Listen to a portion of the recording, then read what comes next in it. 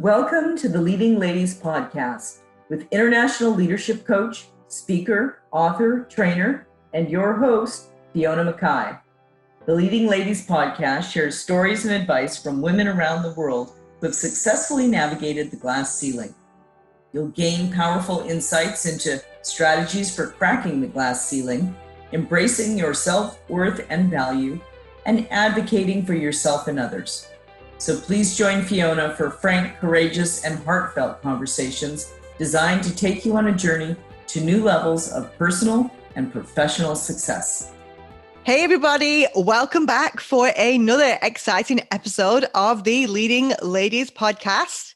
Today, we have Chelsea Meggitt joining us. She is the CEO of Collaborative Compositions. She's a business strategist and a government contracting expert with more than a decade in the industry. She works with small businesses, small to medium-sized businesses, to launch or expand their government contracting business. She firmly believes that small businesses are the backbone of our economy, and the cumbersome bureaucracy should not stand in the way of providing critical products or services to our government. She puts her passion for small business into her work by finding ways of cutting through the red tape to make the government more accessible. And she's actually secured contracts valued at over $6 billion for her clients in just her first year of business. So it sounds to me like we're dealing with just a little bit of a badass. So welcome, Chelsea. Hey, great to be here. We are excited to have you. And you want to tell our listeners where in the world you are, Chelsea? I am in Washington State, so just about 30 minutes north of Seattle. Ah, excellent. So not too far from me for our listeners. I'm also based in the Seattle area. And Chelsea's joined us today to talk about being bold in order to change perceptions, which is something that I know will be important to all of you, because there's a lot of perceptions out there about women, about young people, about older people, about pretty much everybody. We are like judgment-making machines, really, aren't we? And, we've got to make sure that those judgments and those perceptions that others might have don't hold us back. So I'm really, really excited to talk about this topic today. Me too. So, Chelsea, first question that I always ask my guests are, what are your thoughts on the glass ceiling? Does it still exist? Absolutely. It still exists. It's a huge problem. It's getting to be more industry specific, which I feel like is progress, but in the major industries, it's still a huge problem. And say more about that. Well, when you've got companies that have grown to be basically vertically integrated machines, they just don't tend to change that quickly. So when you're talking about a glass ceiling, that's something that we've, as a society, have just recently started talking about, maybe within the past 5-10 years, really seriously. And so that's not enough time really for those industries that have built themselves up in that amount of time to shift their perspective on where, women and where, different perspectives belong in the workplace. Interesting. So tell me a little bit about your journey into starting your own business and some of the maybe glass ceiling moments that you faced along the way. Sure. So I was basically born into a government contracting family. I had parents that worked for two large government contractors, aerospace giant Northrop Grumman and Raytheon Industries at that time. And basically, they decided that they didn't want to work for such large companies and be subject to moving all the time anymore. And so they just decided to break away and start their own company. So when I say I grew up in a small business, I literally grew up in a small business from, 8 years old up.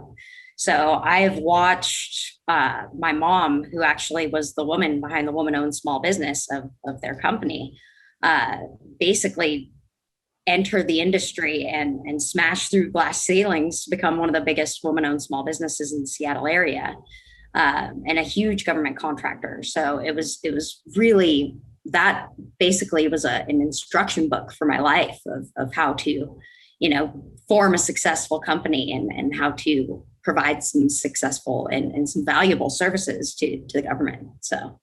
Oh, excellent. And you say that, it's a family business. So with both your mum and your dad being involved, did you see some differences in the way that your mum was treated compared to your dad? 100%. It was oftentimes a kind of an assumption that my mom was just sort of there for the certification, which oftentimes I saw as, isn't that hurtful? Doesn't that, impact you? And my her confidence level in this was just unbelievable throughout. And she just walked in there and she would speak the contract language and she would, negotiate for terms and conditions. And she really earned her spot at the table. And it was really clear by the end of any conversation that she really was the one who was in charge of the business. And my dad was really honestly the technical role. Yeah. It's not the first time that I've heard somebody say that when it comes to the woman and the man. There's a couple of people that I've either had in my conferences or they've been on my podcast where it's a man and a woman that own the business. And they do assume that the woman's there for the certification. It's quite common. It's kind of similar to, in companies where there's not many women and suddenly a woman appears in a management team of all men. They think, oh, you're the diversity hire. I mean, not every company, but, sometimes that does happen. And it takes a little longer to earn people's respects. And what you were saying about your mum going in there and showing that she knows her stuff and she is confident, you almost have to work a little bit harder to get people's respects. And you do absolutely have to make sure you know what you're talking about. Absolutely. And the way that she was able to command a room with leadership it wasn't aggressive and it wasn't demanding. It was confident and it was knowledgeable and it was, you really felt that she was the one who was the expert in the room. And that really, that gave me so much, I guess, hope from such a young age that was, it didn't have to just be for a certification. Like she can go and do it. So I can go and do it. Yeah, I hear you. And so what inspired you to break free of the family business and go start out on your own? Well, I ended up getting my MBA and I got that graduated in 2018. And at that point, I helped my parents sell their company because they're at the point where they're retirement. And so I, wanted them to be able to retire and enjoy that. And so I really felt that having them sell the company would be more beneficial than having me just take it over and try to run with it. It had been a successful 20-year company and it ended up being sold for a really great price to a really great company. And I was able to help merge that into the other company. So, I really Very felt cool. that my time there was done, And I hope that was a really great price for your parents rather than the really great price for the company who was buying it. No, absolutely. My parents got a great deal out of it. And they're really looking forward to Good. It's their legacy. Absolutely. Yeah. And so, Chelsea, if you don't mind sharing with our audience, how old are you? I am 29 years old. Well, and for those of you, 29 years. 29 years young. I like that. So for our audience that are wondering, why has Fiona just asked Chelsea how old she is? Well, there's actually a reason for that. Before Chelsea came on my podcast today, we were talking about what is it that you would like to talk about? And, what's been a defining thing for you in your career? And she talked about the fact that, well, hey, I am young. And I'm badass, but I'm young, and that affects how I'm perceived sometimes. And so that's why I asked her the question. And so I'm really curious, Chelsea, what are some of the challenging perceptions that you've had to deal with? What are some examples? What are some stories about, what you've encountered during your first year in business, or even before that when you were working with your parents? Sure. Yeah. I mean, I started my business during a pandemic. And so that was kind of iffy territory to begin with. And everyone was, adjusting to a virtual world. So basically when I started, it was, hi, I'm this young blonde on camera and I'd like your business. And it's in a business where most folks that are have been in it for any, given number of years will typically look for people that have retired from the industry to give them suggestions or to consult with them. Folks that are, that have pretty much moved past their career points in life and are ready to start consulting or giving some advice in that sense to really connect them with people that are higher up in those industries. And so when I'm this young woman that just comes on the camera and says, hi, nice to meet you. I know all these people, I do all these things. I would love to connect you and get you in the right position. There's oftentimes a little bit of skepticism there. They get the sense that how could she possibly know what she's talking about? How can you tell they're thinking that? It's, thank goodness for cameras, because if we weren't in this digital virtual world where we can kind of see each other on camera, it would be a different scenario. But there's a change in body language. There's a change in the way they look. There's a change in the way they sound. It's kind of oh, okay, well, I thought you might have technical experts that you might have on the call today, or you might have, a point of contact who's still currently, higher up in the industry that's about to retire that you might be able to suggest us to. And I say, no, well, that's me. Yeah. It sounds like they're assuming that you're there to be like a salesperson. They don't realize that you are the whole package. Yep. Yeah. I do it all, from shaking the hand to getting the contract. It's pretty much all under my belt. And oftentimes that's definitely not perceived. Yeah. And so in that moment where you're sensing that, or they've even, made those comments, how do you snap yourself out of it? What would be a good tip for some of our listeners that might be experiencing the same thing? Having the sense of, I constantly tell myself, I've been doing this for over a decade. That's a long time. I know what I'm talking about. I know what I'm doing. I belong here. I belong at the table. I've earned a seat. And I really have to get mental in my game and right in the middle of that conversation, think to myself, okay, well, I've seen this before. This is a situation that happens all the time. And so it's just my job to sort of shift the way he's viewing the way I can help him, and the way that I can add value to his business or his or her business. I love that. So like I'm hearing, I'm capable. I've seen this before. I can overcome this. I love that. It's like a 3-step process. Yeah, I'm capable. I've seen this before. I can deal with it. I love it. I'd like to take a moment to pause and recognize GM Defense, our sponsor that helps make this podcast possible.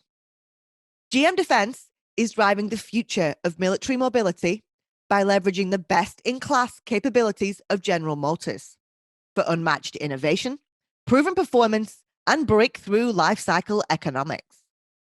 Learn more at www.gmdefensellc.com and watch out for new job posts as they expand and strengthen their team. You can also follow them on Twitter and LinkedIn. The GM Defense team is amazing, and we are proud that they sponsor the Leading Ladies of podcast. And back to today's guest. And do you need any visual reminders for that, or is it just second nature for you now? It started to become pretty much second nature. It's and if anything, maybe it's an auditory cue, because when I talk to people on the phone and I hear a tone change, or if I'm in a meeting and I hear a tone change, I kind of think, oh, okay, wait, let's stop, think, have I seen this before? Can I can deal with this. Let's just, shift the perspective. Yeah, I like that. And so then what do you do to shift that perspective? Basically, I explain a little bit of how these things tend to work for folks that have come out of the industry. They're retired, they're older, yes, they have connections, but it's different when you've got a lot of room to grow and you come into it with connections at that point. If you are still getting to know people in the industry and they are still in the middle of their careers and they're still growing and advancing, you really start to develop some confidence and connections within the industry that you can share. Once you're retired, those connections tend to sort of fall away over the years, of course. And so me being, as young as I am and as involved in the industry as I am, I really bring that longevity and lifetime value of my connections to my clients. I like that. So you're essentially like calling out the elephant and explaining why, hey, what you think is best, it might not always be best. And yeah, I might have, I have youth on my side, and I actually bring some things that some of these people that you may typically go work with don't bring. Yeah. Here's a different way. I like that.